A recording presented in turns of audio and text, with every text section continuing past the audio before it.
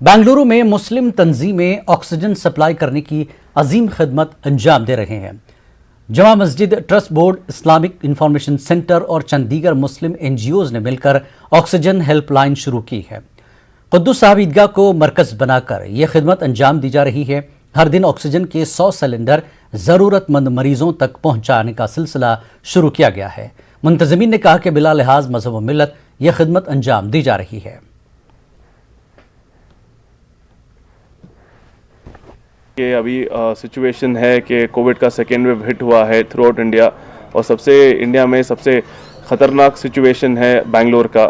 तो हालात हाजिरा देखते हुए और जो यहाँ पे ऑक्सीजन की कमी है, हॉस्पिटल बेड्स की कमी है, तो ये सब मद्देनज़र रखते हुए the intellectuals of Bangalore they have come forward and they have formed an organisation called as oxygen helpline.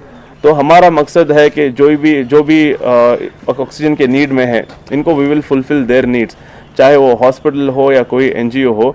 It is an arrangement for a stop gap. we will fill these cylinders, we will keep it at our premises or anybody is in need।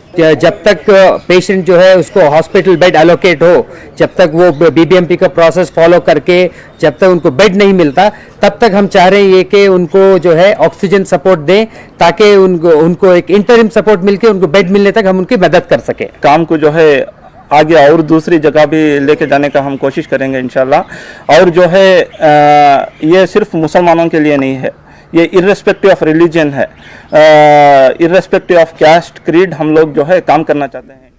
Corona कहर में मध्य प्रदेश हुकूमत ने post Covid care centre बनाने का फैसला किया है। वज़ीर आला ने कोरोना की वबाई बीमारी के बाद सेहतयाब होकर घर जाने और फिर दोबारा इस मर्ज में मुब्तला हुए वालों पर नजर रखने की हिदायत दी है। फैसले के तहत कोविड केयर सेंटर को न सिर्फ पोस्ट कोविड केयर सेंटर में तब्दील किया जाएगा, बल्कि पोस्ट केयर सेंटर कायम करने वाला मध्य प्रदेश हिंदुस्तान का पहला सूबा भी बनेगा। नियंत्रण के लिए जान के साथ साथ जहान बचाते हुए उपयुक्त व्यवहार, आदतें, जिसको कोविड एप्रोप्रिएट बिहेवियर कहते हैं, वो स्थायी रूप से आम जन के जीवन में हम कैसे लाएं, इस पे हमें विचार करना है। कोविड-19 के प्रबंधन में समाज की सहभागिता हमने की है, लेकिन ये परमानेंट बने, नागरिकों को वो बीमार ही ना हो, स्वस्थ जीवनचर्या अपनाने के लिए प्रेरित करने वाले कौन कौन से कदम हो सकते हैं। एक इलाज है, एक बीमारी ना हो। वर्तमान परिस्थितियों का सामना करते हुए हम इन विषयों पर चर्चा करके और मध्य प्रदेश आदर्श रूप से न केवल कोविड नियंत्रण करे, बल्कि हम व्यवहार और आचरण भी अपनी जनता का ऐसा बनाए कि जिससे इस महामारी से हम निपटते रहे। मध्य प्रदेश की राजधानी भोपाल की मंडियों में लोग खुलेआम हुकूमत के अहकाम की धज्जियां उड़ा रहे हैं। भोपाल के मुख्तलिफ मकामात पर बनाई गई आरजी सब्जी मंडियों में सोशल डिस्टेंसिंग तो दूर की बात, भीड़ की वजह से इंसान एक दूसरे से टकराता हुआ गुजरता है, जिसको लेकर अब इंतजामिया पर सवाल उठने लगे हैं। जब राजधानी भोपाल की मंडियों का ये हाल है, तो दूर दराज की मंडियों का क्या हाल होगा।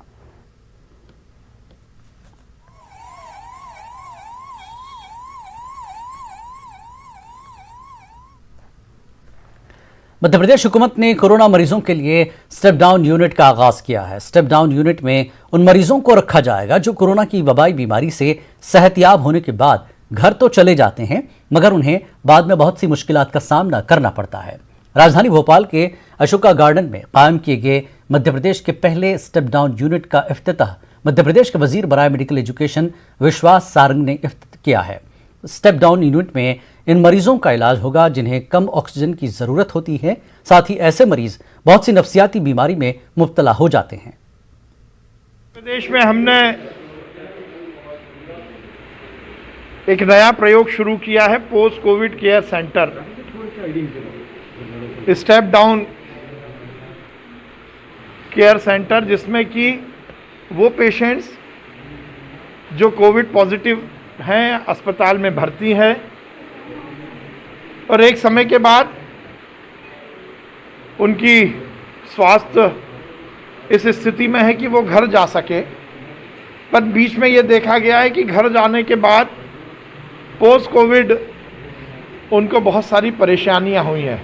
ये जो सेकंड वेव है, इसमें ये देखने को मिला था कि बहुत सारे लोगों को फिर से हॉस्पिटलाइजेशन की ज़रूरत पड़ी है। और आज हमारी विश फाउंडेशन के सहयोग से ये पोस्ट कोविड केयर सेंटर शुरू किया है। स्टेप डाउन जमात इस्लामी हिंद ने दिल्ली के जामिया नगर इलाके में 50 बेड्स का फील्ड कोविड अस्पताल बनाया है।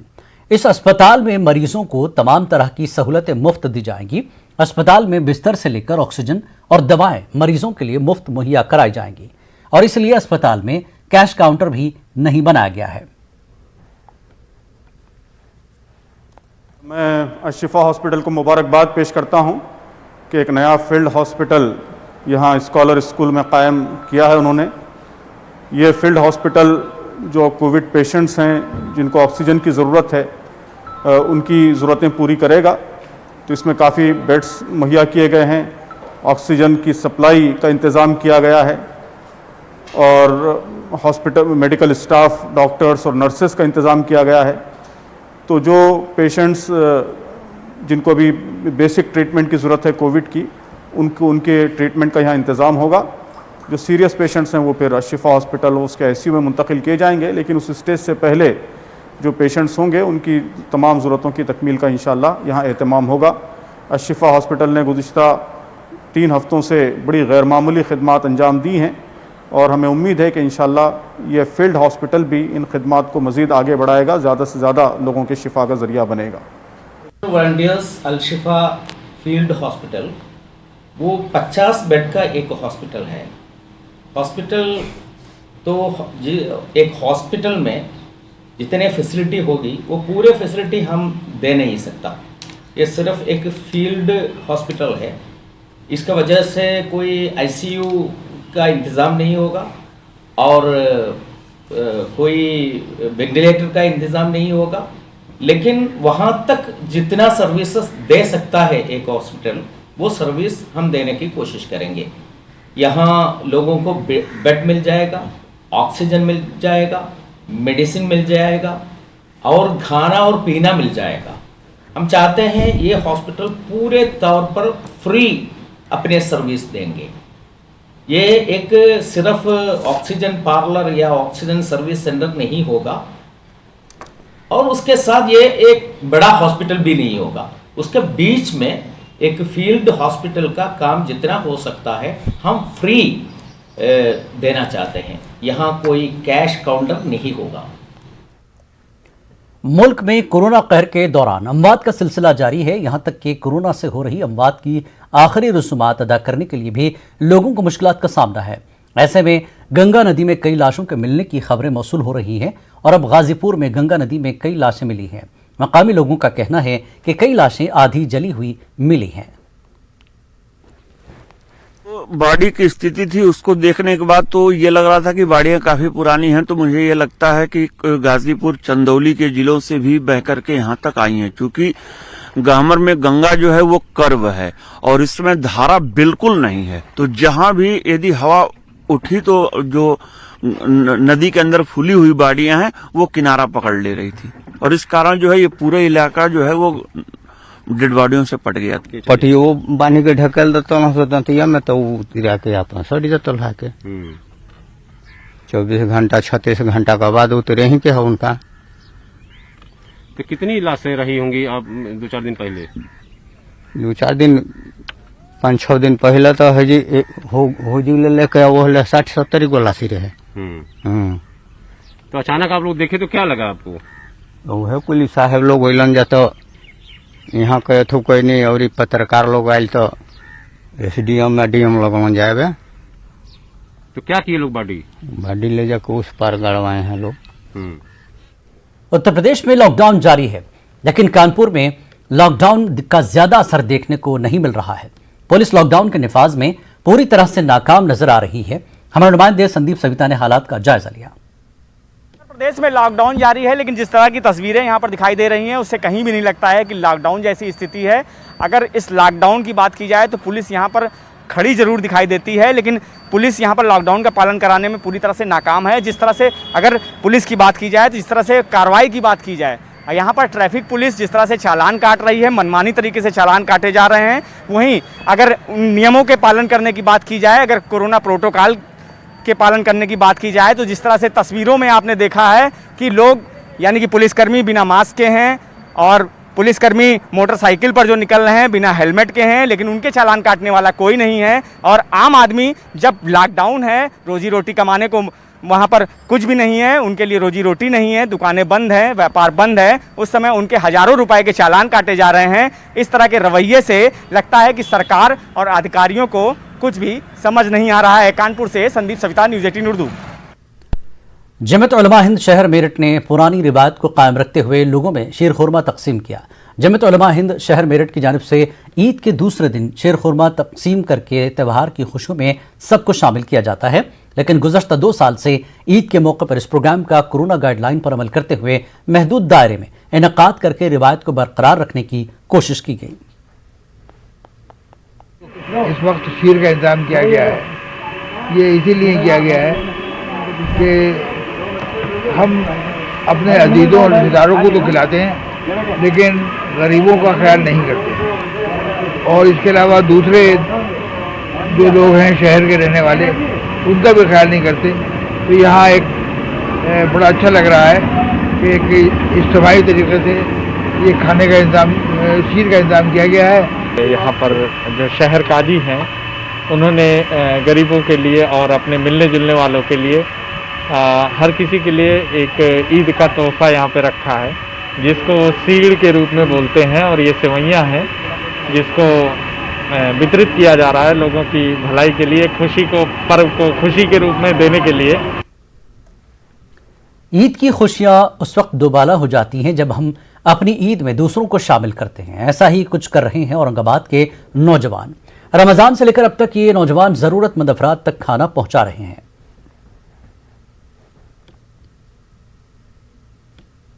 लॉकडाउन से एक जो है तो मजदूर तबका, रोज़ कमाने वाला तबका जो है परेशान हाल है। तो इस बात को मद्देनज़र रखते हुए हम नौजवानों की जानिब से कदम उठाया गया।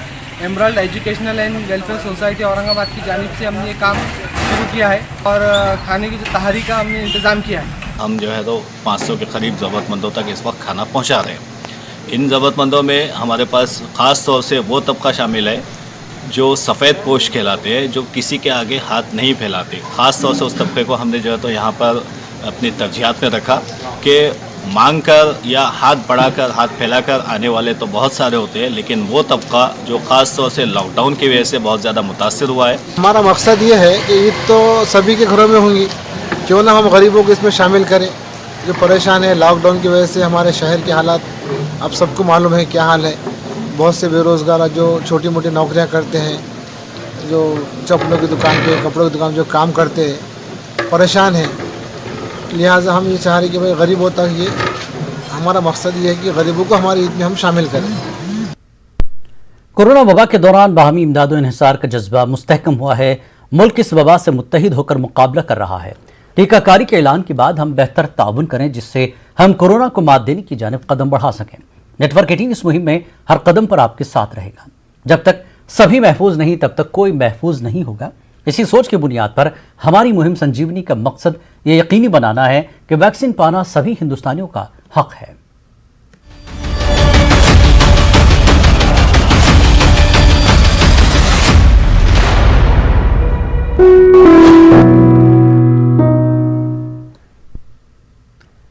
इसराइल और फिलिस्तीनियों के दरमियान कशीदगी जारी है। हालिया लड़ाई के 5वें रोज इसराइल के गजा पर हमलों में शिद्दत रही और दूसरी तरफ फिलिस्तीनी जंगजुओं ने भी इसराइल पर रॉकेट बरसाने का सिलसिला जारी रखा। गजा में हलाकतों की तादाद 126 हो गई है। वहीं फिलिस्तीनियों के ज़र इस्तेमाल सुरंगे निशाने पर हैं। हमास से लड़ने के लिए इसराइल ने गजा की सरहद पर बड़ी तादाद में फौजियों को भेजा है और 9000 फौजियों को तैयार रहने के लिए कहा है। गजा पर हमास का कंट्रोल है। इस दरमियान मुस्लिम ममालिक की तंजीम ऑर्गेनाइजेशन ऑफ इस्लामिक कोऑपरेशन ने 16 मई को 57 अराकीन ममालिक के वज़राए खारजा के मीटिंग बुलाई है।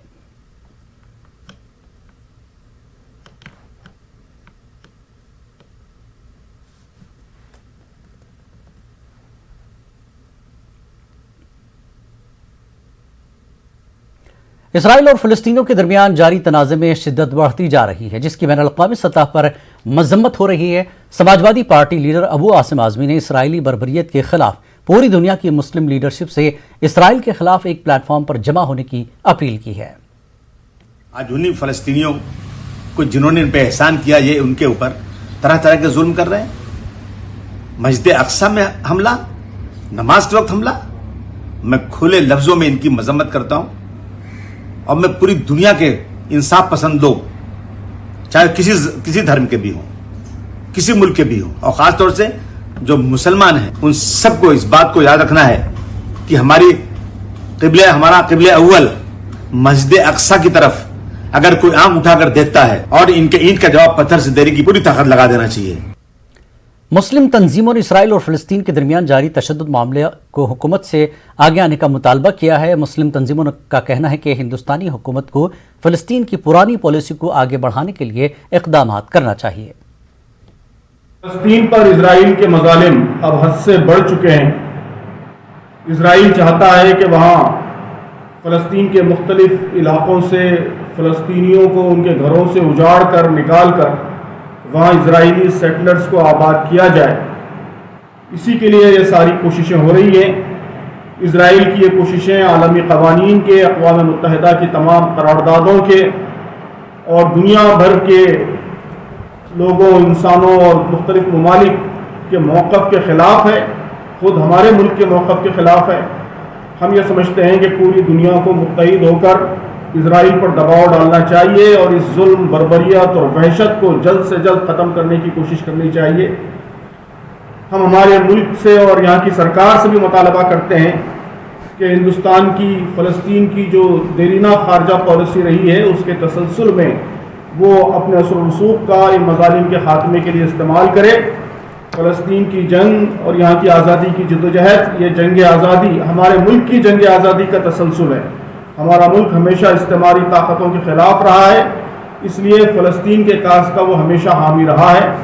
तो हम समझते हैं कि हिंदुस्तान की ये जिम्मेदारी है कि इस मौके पर वो आगे बढ़कर फ़लस्तीनियों की हिमायत और इजराइल के मज़ालिम के ख़ात्मे के लिए हर मुमकिन कोशिश करे।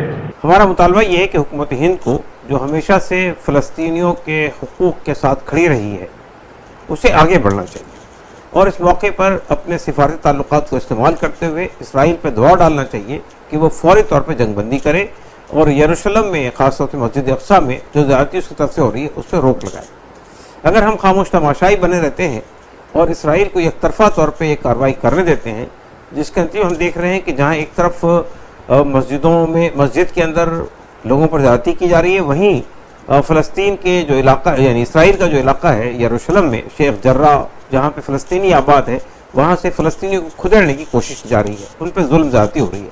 उसी तरह से जब इस पूरे मसले पर इसके ख़िलाफ़ जब गज़ा की तरफ से ज़रा सी पेशकदमी होती है, तो उसके जवाब में इसराइल ने जिस तरह से लगातार बम्बार्डमेंट किया है और बम्बार्डमेंट के नतीजे में कई लोगों की अमवात हो गई है, बहुत बड़े पैमाने पर सिविलियन इलाकों में बम्बार्डमेंट के नतीजे में घर तबाह हुए हैं, बच्चे शहीद हुए हैं, औरतें शहीद हुई हैं और फिर इसके साथ साथ हम ये देख रहे हैं कि बहुत बड़े पैमाने पर जो लोग हैं इससे जख्मी हुए। कोरोना वायरस से निपटने के लिए डीआरडीओ के जरिए 2DG दवा तैयार की गई है। इस दवा के 10,000 डोज की पहली खेप कल तक मिलने की उम्मीद है। इसके साथ ही मुस्तकबिल को देखते हुए उसके प्रोडक्शन को बढ़ाने पर भी जोर दिया जा रहा है। डीआरडीओ के साइंसदानों की टीम के जरिए तैयार की गई इस दवा को हंगामी इस्तेमाल की इजाज़त मिल गई है।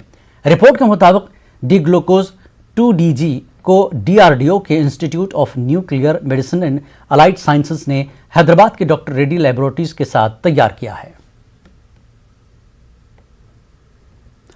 पटना के पारस अस्पताल में ब्लैक फंगस से मुतासर एक मरीज को ठीक करने में डॉक्टरों को कामयाबी हासिल हुई है। सारण के रहने वाले एक मरीज को पहले कोरोना हुआ और फिर उसे ब्लैक फंगस हो गया, लेकिन डॉक्टरों की कोशिश से वो ठीक हो गया और उसे डिस्चार्ज भी कर दिया गया है। बिहार में लगातार ब्लैक फंगस के मरीजों की संख्या बढ़ती जा रही है और पिछले 72 घंटे के भीतर अलग अलग अस्पतालों में मरीजों की संख्या बढ़कर 10 तक पहुंच गई है। लेकिन इस बीच सबसे बड़ी खबर, राहत की खबर कि पटना के पारस अस्पताल ने ऐसे ही एक मरीज की जान बचा दी है और सफलतापूर्वक ऑपरेशन को अंजाम दिया है। तो ये देखिए तस्वीर आप कि ये ब्लैक फंगस वाले मरीज हैं जिनको अभी अस्पताल ने डिस्चार्ज किया है। मरीज सकुशल अब घर जाने वाले हैं। तो डॉक्टर नासिर इकबाल कमाली ने ये कमाल किया है। देखिए, इनको करीब 20-22 दिन पहले ये कोरोना से संक्रमित थे दिल्ली में और उस टाइम दिल्ली में ही इनका इलाज हुआ।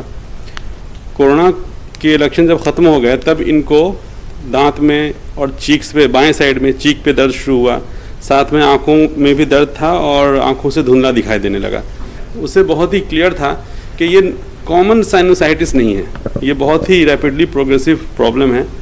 और म्यूकरमाइकोसिस अभी चूँकि काफ़ी फैला भी हुआ है और पोस्ट कोविड पेशेंट्स में ये बहुत कॉमनली देखा जा रहा है। स्पेशली पहले से बहुत अच्छा महसूस कर रहे हैं। पहले तो हमको आफ्टर कोविड खाया नहीं जाता था, पूरा ये सूजा हुआ था, दर्द देता था काफ़ी, आँख हरदम ये बंद रहता था। कैमरामैन अजय दुबे के साथ रजनीश कुमार, न्यूज़ 18 पटना। खास बात इंडिया में फिलहाल इतना ही। आदाब।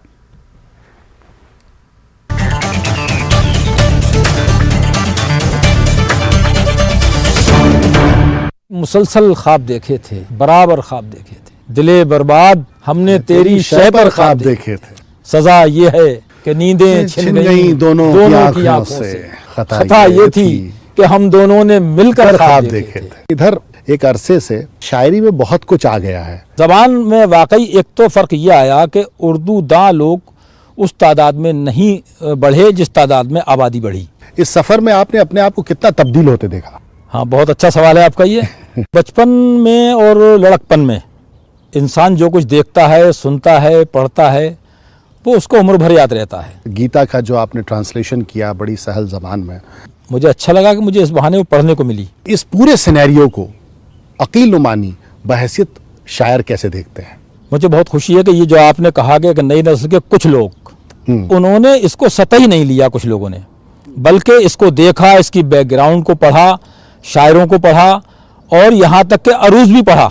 और वो जो हिंदी बैकग्राउंड से आए उसमें वो लोग ज़्यादा हैं, वो काबिल कदर भी हैं, उनका इस्तकबाल किया जाना चाहिए। और ये तसल्ली की बात है कि हमारे बाद भी ये सिलसिला जारी है।